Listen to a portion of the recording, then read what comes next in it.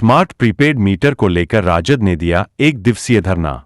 बताते चले कि पंडौल प्रखंड कार्यालय के परिसर में राजद के द्वारा स्मार्ट मीटर के विरोध में एक दिवसीय धरना प्रदर्शन किया गया।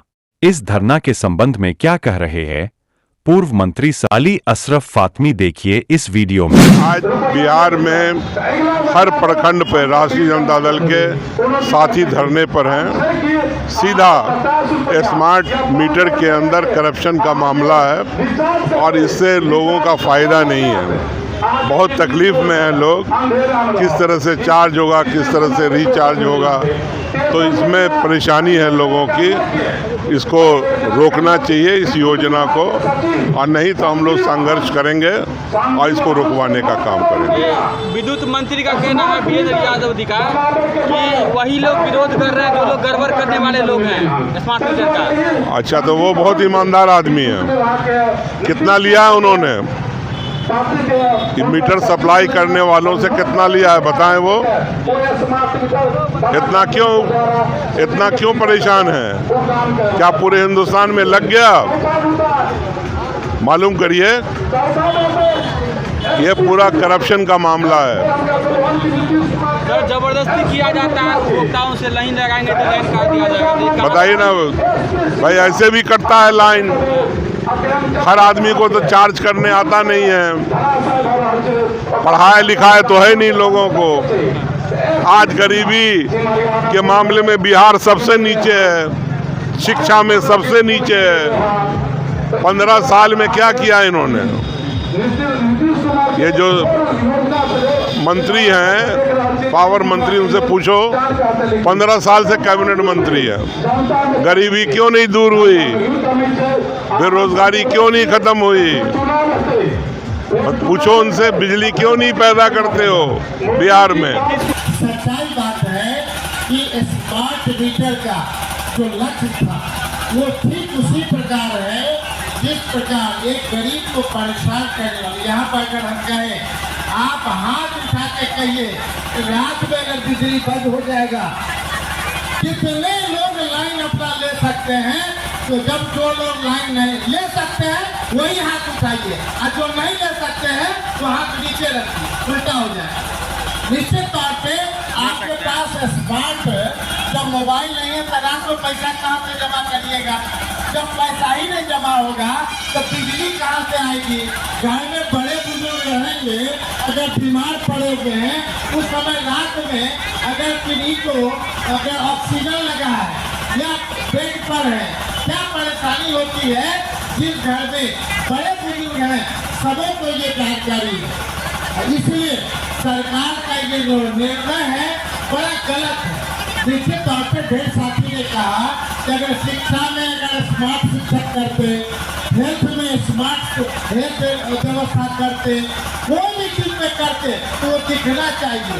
अरे भाई, ₹1.78 हमारे बिहार में प्रोडक्शन कॉस्ट था, और जब ₹1.78 था तो जनता को मिलता था 90 पैसे में। और जब ₹3.33 में जब बिजली का प्रोडक्शन होने लगा तब बिहार की जनता को ₹1.82 तो 20 साल पहले मिलता था। उस समय किनकी सरकार थी? आदरणीय लालू प्रसाद की सरकार थी।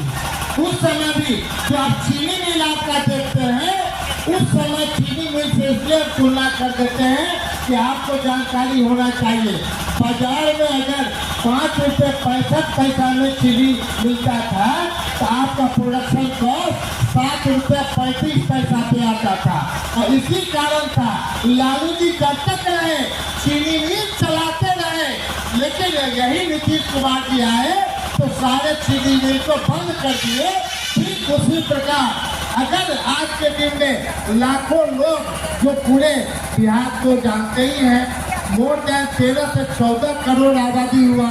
अगर इसी आबादी के लिए अगर तेजस्वी जी 10 लाख नौकरी के लिए और जातिगत गणना के लिए भारत के प्रधानमंत्री तक मिलने गए, और जब स्पष्ट हो चुका कि यहाँ पे 94 लाख लोग गरीबी रेखा से नीचे हैं, जिनका 6,000 भी घर का इनकम नहीं है, तो अगर सरकार ये कहती कि सबसे पहले 200 यूनिट हम फ्री लाख लोगों को कब लगता है कि गरीबों के बारे में जो चिन्हित किया गया है वो आप दे रहे हैं। एक तरफ जातिगत गणना भी कराते हैं, आपको गरीबों के बारे में पता है 6,000 रुपया से कम इनकम है, तो आप बताइए 100 रुपया अगर सरकार से करना चाहेंगे और सारे पदाधिकारी, अभी 9 जिला हम घूमने गए थे, 9 जिला में डीएम को हमने कहा कि सबसे पहले सरकारी भवन में बिजली लगाओ, स्मार्ट मीटर लगाओ। थाना जाते हैं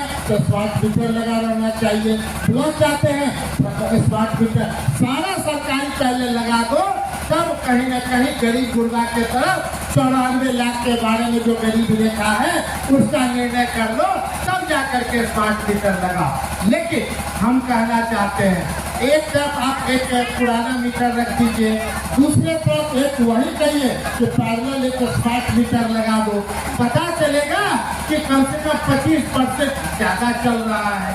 तो अगर इस समझ में नहीं आ रहा है कि अगर हर एक आदमी के घर में 500 रुपया ज़्यादा बिजली बिल आ जाएगा तो पूरे साल में कितना हो गया।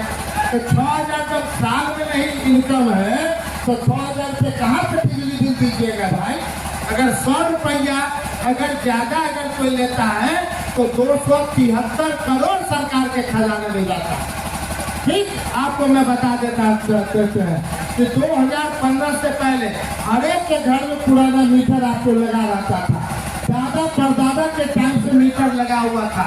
समीर महाशय उस मीटर के लिए लड़ाई लड़ा, जब लड़ाई लड़े तब पता चला कि आज तक जो आज़ादी के बाद आपके घर में मीटर लगा हुआ है उसका सूद दर सूद लेता था बिजली डिपार्टमेंट, हमने उसको माफी कराया। तो हम जब लड़ाई, आप एमएलए बनाए तब ना एमएलए बने, वोट दिए तब ना बने, और तब सरकार हमको मंत्री बनाए। तो हम लोग जड़ से पकड़ते हैं कि जनता किसमें खुश रहेगी।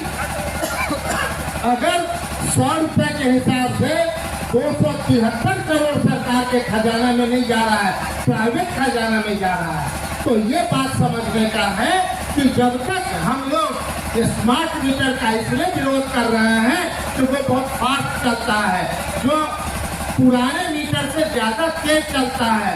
और अगर ये प्रूफ कर दे कि स्मार्ट मीटर और पुराने मीटर में, जबकि पहले भी और किसी घर में तो हमने स्पष्ट विधानसभा में दिया था, सबसे पहला बिहार में मेरा ही क्वेश्चन था, स्मार्ट मीटर जहाँ घर बंद भी है वहाँ भी मीटर चल रहा है और उसको बिजली पेमेंट देना पड़ रहा है।